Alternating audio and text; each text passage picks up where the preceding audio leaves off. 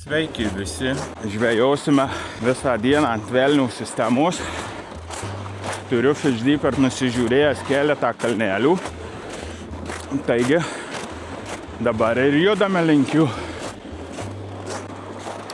Bandysime mes juos apgręžti, patikrinti.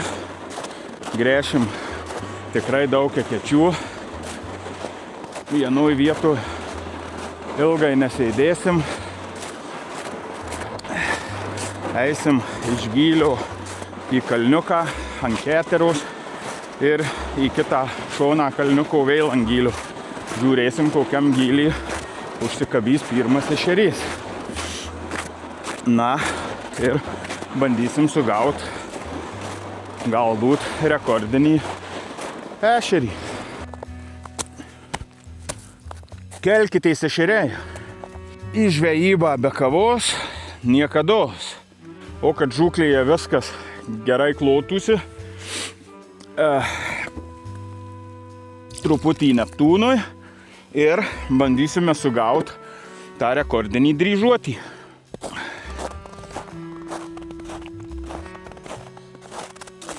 Nu ką, išsigręžėm pirmas eketes. Leisim dyperį, žiūrėsim, kas gyvena ketėse. Padaužom po 50 kartų, jeigu jokių veiksmų, einam į sekančią eketę ir taip tolyn.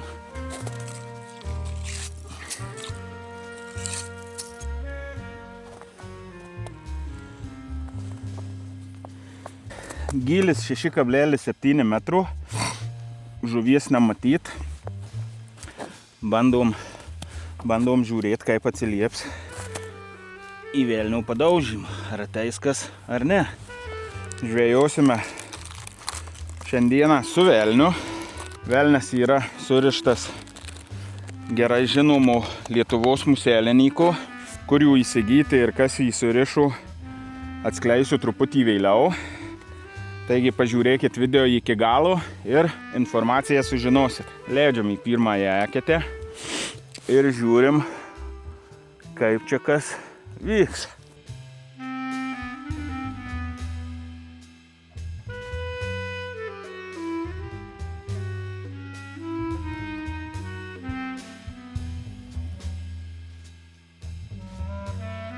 Pirma eketė tuščia. Bandom sekančią. Gylis 5,4 metrų. Kylam į kalniuką. Žuvies nematyt. Žiūrim, kas atsilieps.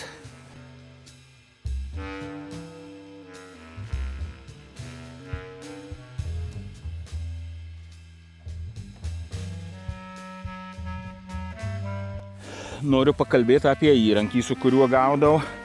Yra lanksti viršūnėlė, tačiau pats blankas yra gan kietas. Viršūnėlė, kad parodytų kibimą, o blankas, kad atlaikytų žuvies smūgius. Taigi, nusileidžiam velnę į dugną. Meškerėlė subalansuota taip, kad praktiškai laikosi ant vieno pirštų. Va. Kada velnių padaužom į dugną, atleidžiam ir praktiškai meškerėlę paliekam kabot ant pirštų. Jeigu kibimas, išsykiau kiekvieną prisilietimą ešerių jaučiam ant galiukų. Va. Meškerėlė praktiškai stovi ant svorio centrų ir visą darbą atlieka galiukas. Bumt, bumt, jeigu kibimas tempia, iš karto kertam.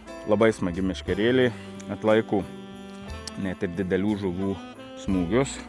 Valas 0,26, nenusiploninam, kadangi gali užkibti ir kilinis, ir 1,5 kilo ešerys, taip kad geriau su stauresniu, tam žvejybai jisai netrukdo stauresnis.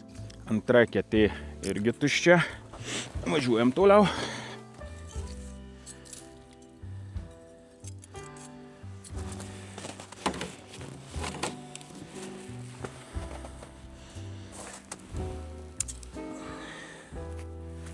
Velniukas atrodo štai taip.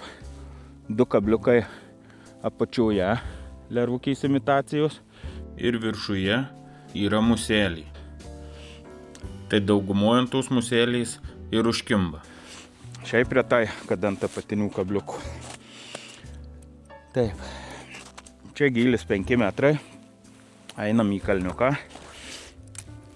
Ir žiūrim, žuvies nerodo. Žiūrim, kas atsilieps.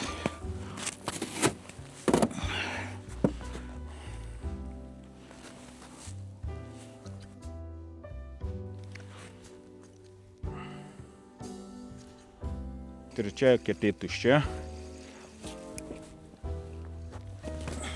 Varom toliau.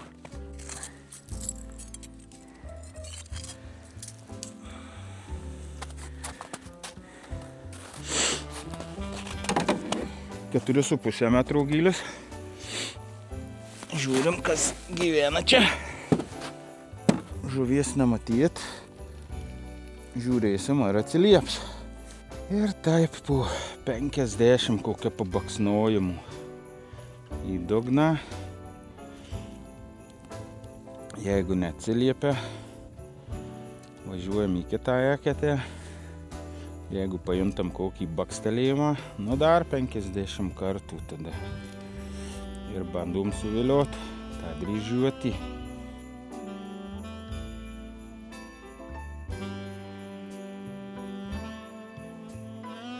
Ketvirta eketė tuščia. Penkta eketė tuščia. Bandysim pragręžt per kalno viršūnį. Kokias 3-4 eketės. Gal laikausi ant kalniukų. 14 eketė tuščia. Noriu parodyti, kaip turiu įsitaisęs čia kokį reikalą. Štai šitam šaltkrepšį esu įsidėjęs lėčiokumą. Va, lėčiokumą čia prijungęs, kad iš jo krautųsi, o viduje yra įguldyta į šaltkrepšį, yra įguldyta liemenį. Liemenį, kuri turi šildymą viduje. Jos va kabeliukas įjungtas į čia. Va, čia žiba lemputė veikia. Čia va lemputė veikia. Galima nustatyti režimus. Mėlynas, va raudonas. Tai pats didžiausias. Aš ant baltų, pačiau mažiausių. Tai savo šildau tam šaltkrepšį. Akumuliatoriui viskas tvarkoj. Viskas uždengta. Ir labai puikiai viskas kraunasi. Visi įrenginiai pilnai funkcionuoja. Tai va čia toksai lifehackas mano. Nežinau, ar kas nors taip daro ar ne, bet aš tą liemenę panaudojau kaip šildytuvą šaltkrepšio ir kad mano įrenginiai visi būtų šiltoj aplinkoj. Akumuliatoriai, telefonas kraunasi, dyperis kraunasi, kai išsikrauna, vienu žodžiu. Va, liuks daiktas. O telefonas, kuris visą laiką būna prijungtas prie dyperio, ir stovi ant tašės, tai jau kai pradeda išsikraudinėti, kad neišsikrautų, jungiamės į ant krovimo nuo akumuliatoriaus ir jisai stovi visą laiką ant krovimo. Eketės gręžiu rankiniu būdu, tai čia tikras sportas, nereikia nei jokios sportų salės. Po 100 ekečių rankos bus pasportavę normaliai.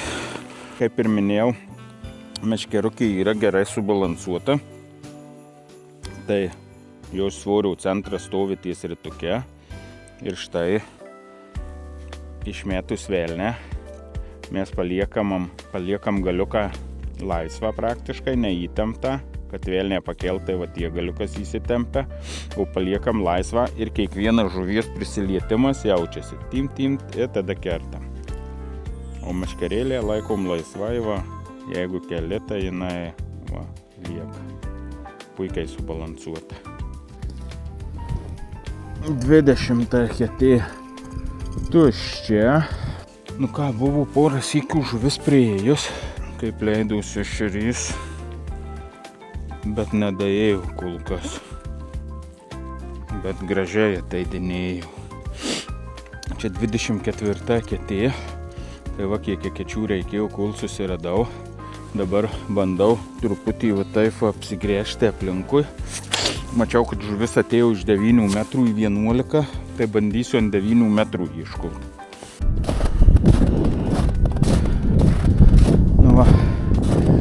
eketę, kurio kibų pasižymim ir pasižymėjom. Ir štai aplinkui apsigrėžiau 6 eketes ar 7 ir bandysim ieškoti žuviesiuose.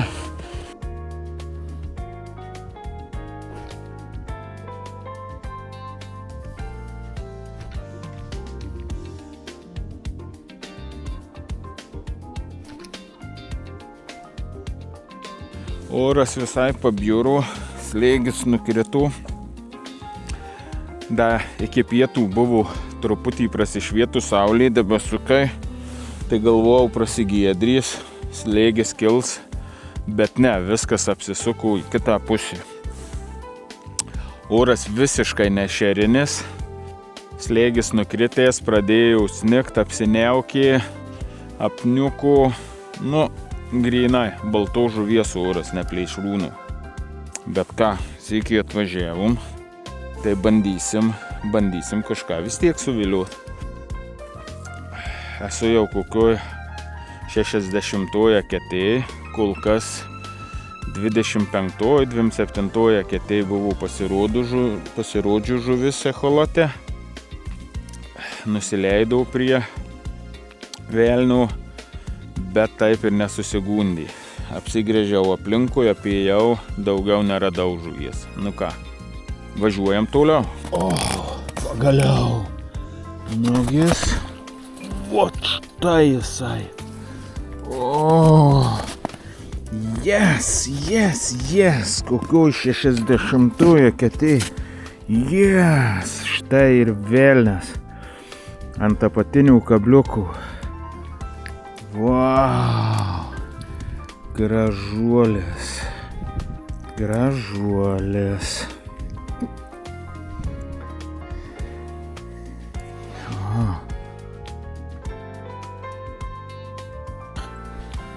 Yes.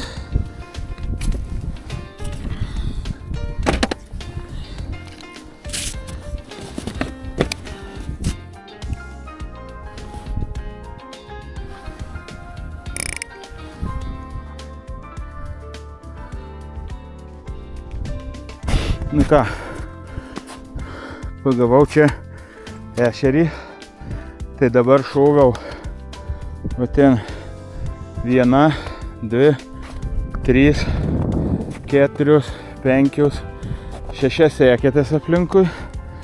Dar čia pagaudau, jeigu nieko, einu per tai 6. Žiūrėsim, gal dar rasim.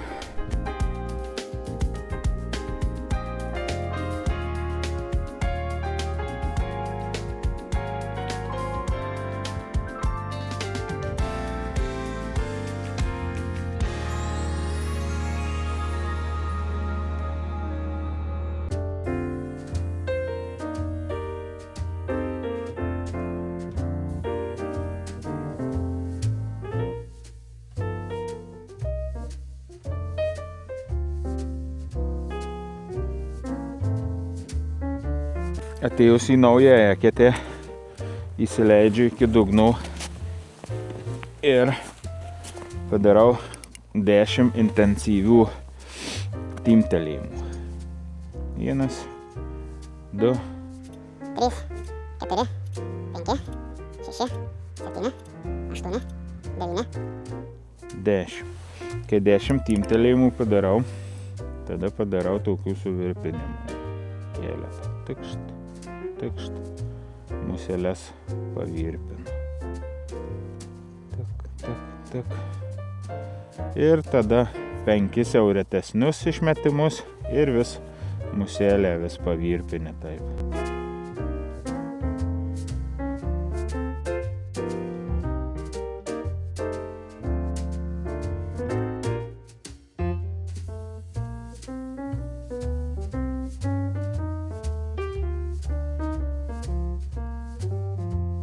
Kol kas turim vieną, nemažai ekečių ėjom, apėjom, išgręžėm. Tai tik vieno pasigavo, keliose eketėse dar matėsi žuvies, priėjimas ir viskas. Nu, man atrodo, kad čia šiandien daugiau kaltas oras, nes oras tikrai ne plėšrūnų žiemos metu. Ešeriui turi būti giedra, šviest saulutė ir spaust šaltukas. O šiandien turim atlydį. Iš ryto dar oras buvo pragiedrėjęs, debesukai keli, po pietų apsiniaukė, apsiraugė, sniego dėjo. Nu ir dabar tokia šlapdriba lyg ir. Tai manau slėgis tikrai krito, o ešeriui tai ne į naudą. Nurašykime viską ant oro.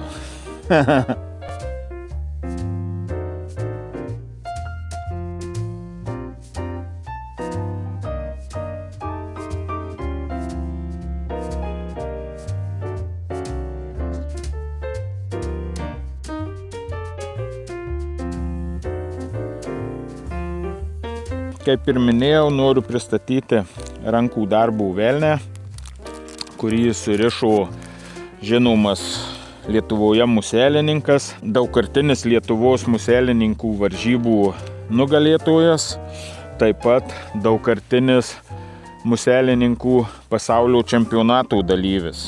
Taigi, surišo Remigijus Bobinas, 60 gramų svarelis, šaukliukas, taip liaudiškai vadinamas velnes.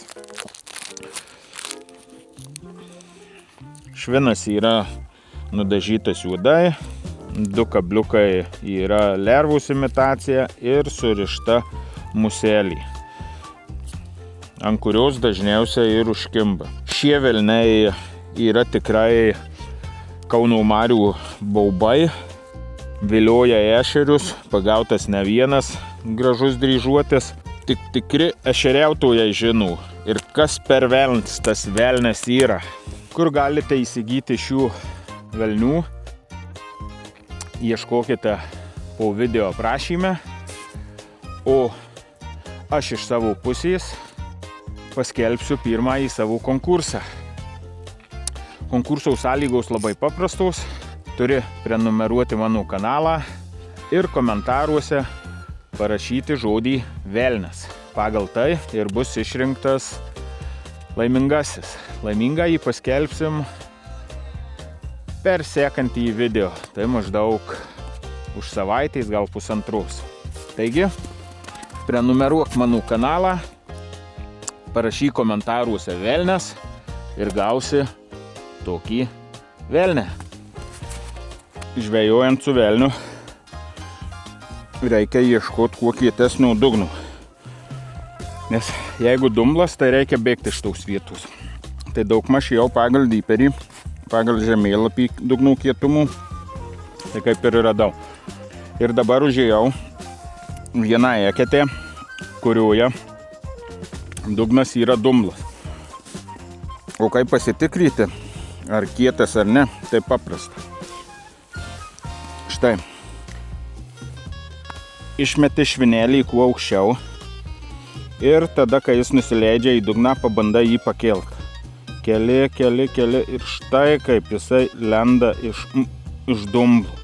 Kai kietas dugnas, tai tik tai truputį ir jau tu jį pakeli. O kai dumblas, tai jis susminga ir jį sunku pakelt. Štai.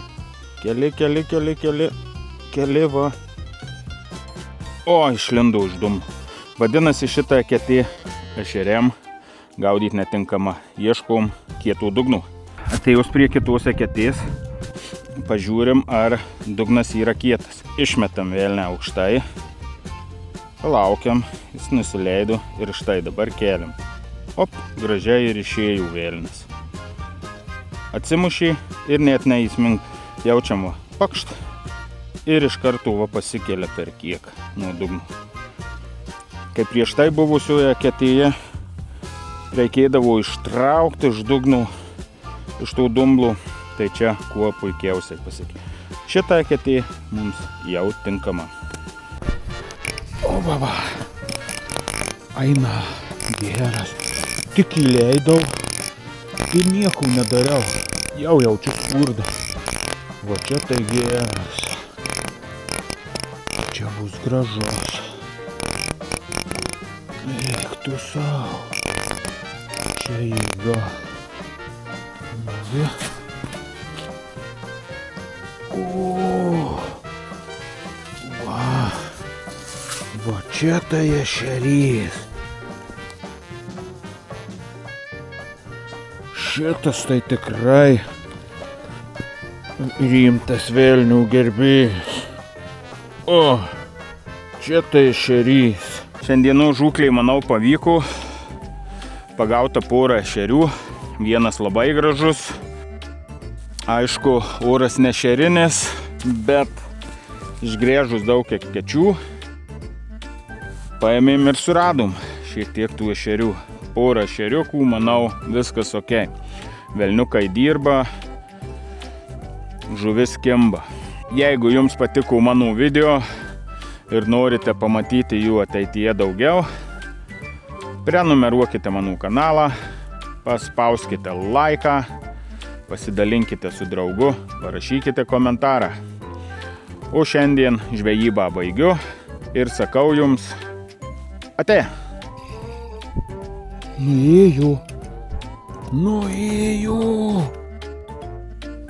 Nuėjo dar vienas.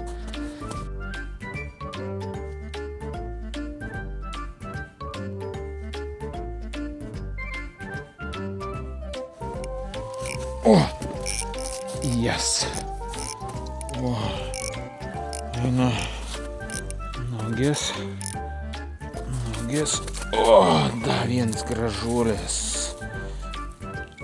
Ant musėlės.